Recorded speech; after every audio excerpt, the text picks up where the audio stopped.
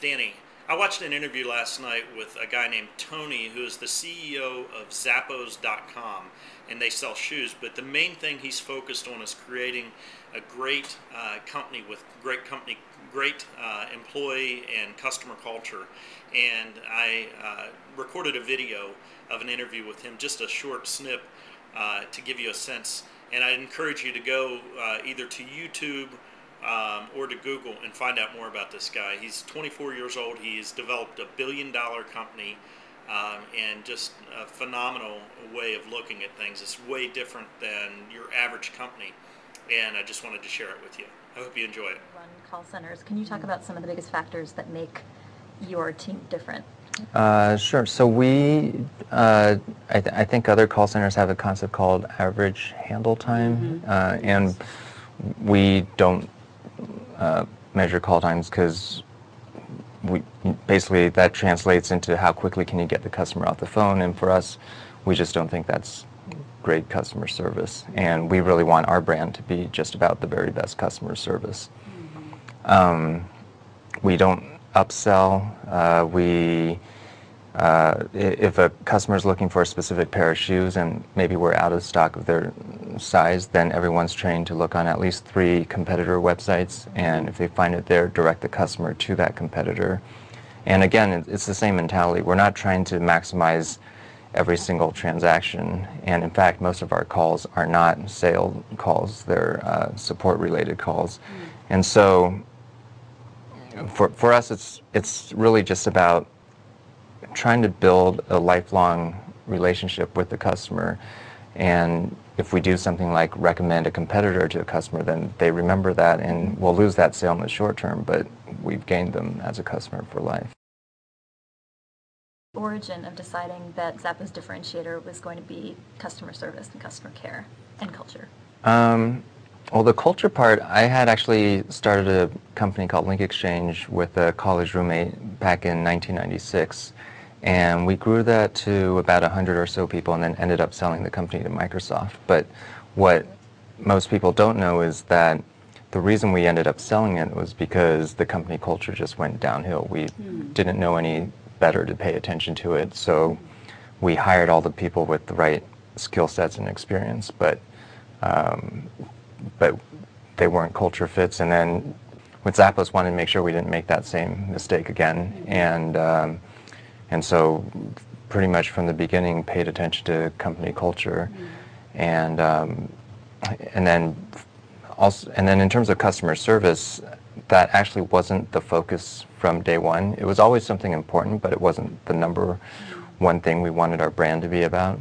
But what we found over time was that as we did more and more things for improving the customer service and the customer experience, that our customers would just keep buying from us over and over again and tell their friends about us. So I think we just came to a realization one day that really all the investment we're putting into the customer experience really should just be viewed as our marketing expense. And so and instead of spending a lot of money on marketing, let's just put that money into the customer experience.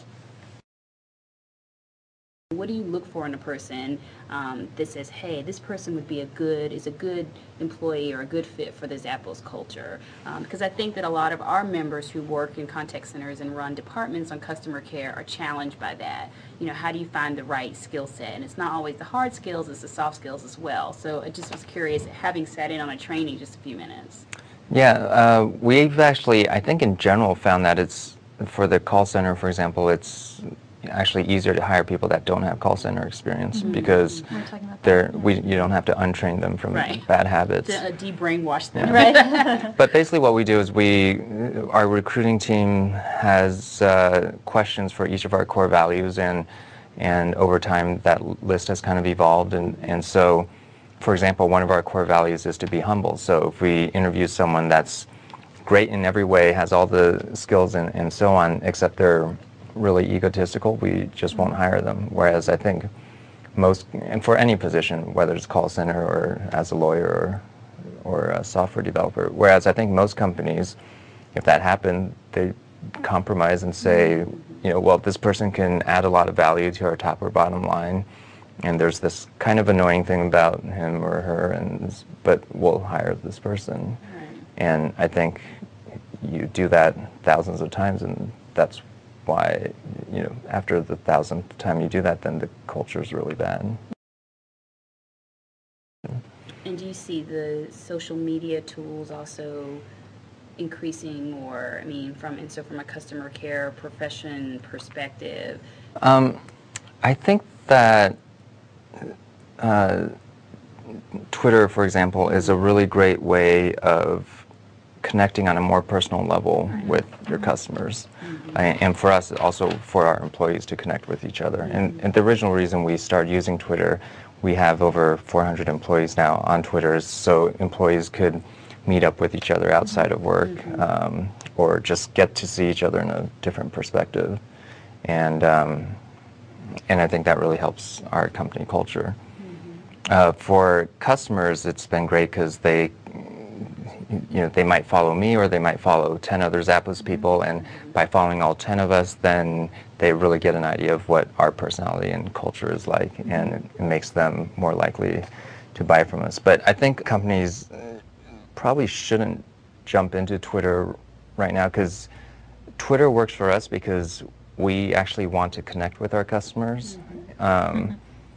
And so I would say that the thing, if you have scripts in your call center, or you're like most websites and you hide your 1-800 number, I would say the first step is like fix the telephone thing first. Yeah. Like make it seem like so that you want your customers to call you, and you actually enjoy talking to your customers. I wouldn't want to follow most customer service people.